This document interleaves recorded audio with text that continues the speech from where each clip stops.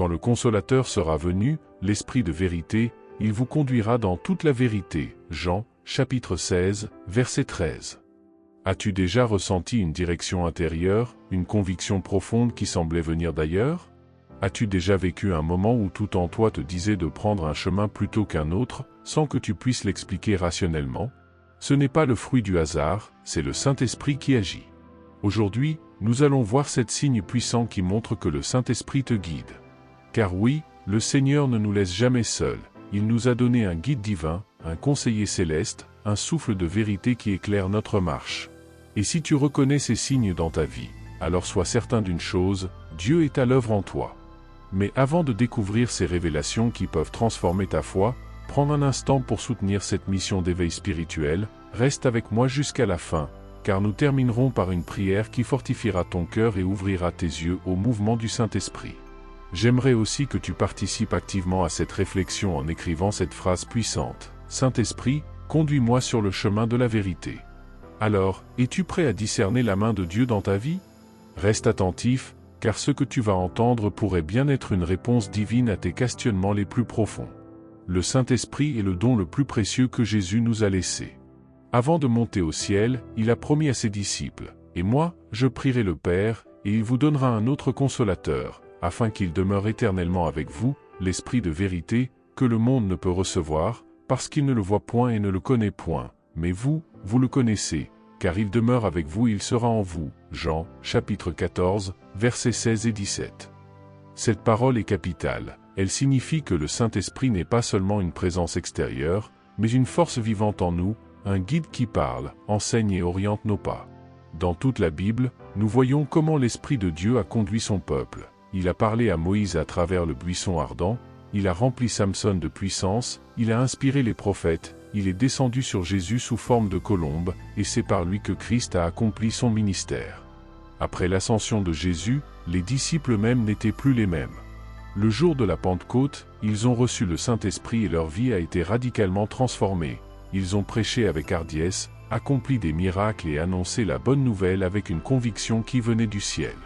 Ce même Esprit est encore à l'œuvre aujourd'hui. Il parle, il guide, il avertit, il éclaire. Mais malheureusement, beaucoup de chrétiens ne savent pas reconnaître sa voix. Certains pensent que Dieu ne leur parle pas, alors qu'en réalité ils n'ont pas appris à discerner ces signes subtils mais puissants. C'est pourquoi nous allons maintenant voir 7 signes qui montrent que le Saint-Esprit te guide.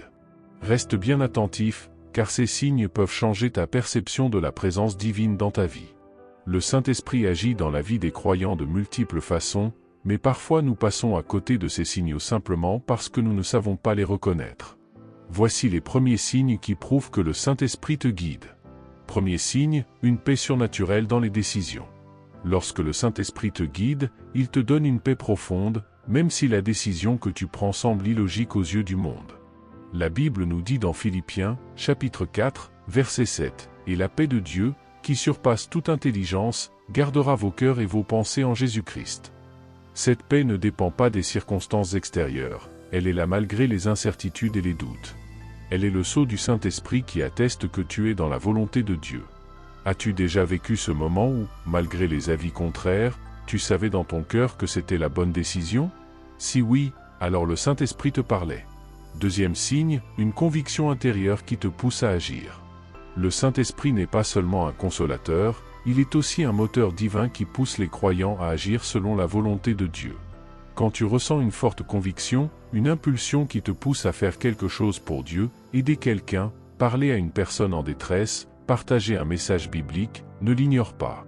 C'est ce même esprit qui a poussé Pierre à se lever et à prêcher le jour de la Pentecôte. Lui qui était craintif est devenu un homme rempli d'audace. Écoute ce que dit la parole dans Actes, chapitre 4, verset 31. Quand ils eurent prié, le lieu où ils étaient assemblés trembla. Ils furent tous remplis du Saint-Esprit et ils annonçaient la parole de Dieu avec assurance. Quand le Saint-Esprit agit en toi, tu ressens cette force intérieure qui te pousse à avancer même lorsque tu te sens faible. Troisième signe, une ouverture soudaine de portes et de circonstances alignées. Le Saint-Esprit prépare le chemin pour ceux qui lui obéissent, il ouvre des portes que personne ne peut fermer et place des opportunités divines sur ta route. Apocalypse, chapitre 3, verset 8, déclare « Voici, j'ai mis devant toi une porte ouverte que personne ne peut fermer. » Lorsque tu marches selon la volonté de Dieu, les choses s'alignent mystérieusement, des personnes entrent dans ta vie au bon moment, des solutions apparaissent alors que tout semblait bloqué, et des confirmations arrivent de manière inattendue. Si tu constates que, sans forcer les choses, les événements se mettent en place dans une direction qui glorifie Dieu, c'est un signe fort que le Saint-Esprit orchestre ton chemin. Reste attentif, car les 4 autres signes que nous allons voir sont encore plus profonds et révélateurs. Après avoir vu les 3 premiers signes qui montrent que le Saint-Esprit te guide, passons maintenant aux 4 suivants. Ces signes sont plus subtils, mais tout aussi puissants. 4e signe, une sensibilité accrue au péché.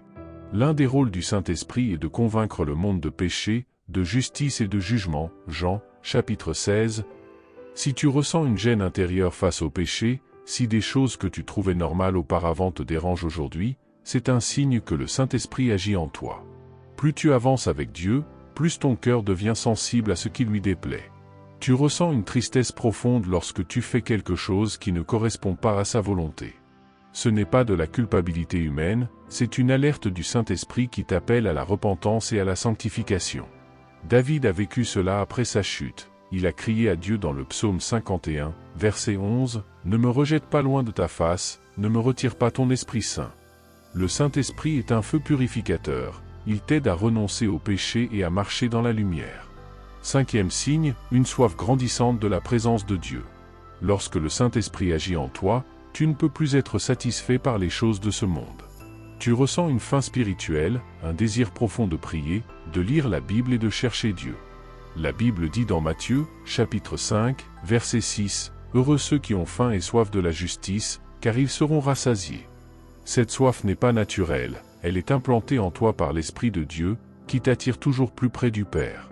Si tu ressens ce désir de passer du temps avec Dieu, ce n'est pas un hasard, c'est l'Esprit en toi qui t'appelle à l'intimité divine. 6e signe, des rappels constants de la parole de Dieu. Le Saint-Esprit utilise la parole de Dieu comme une lampe sur ton chemin.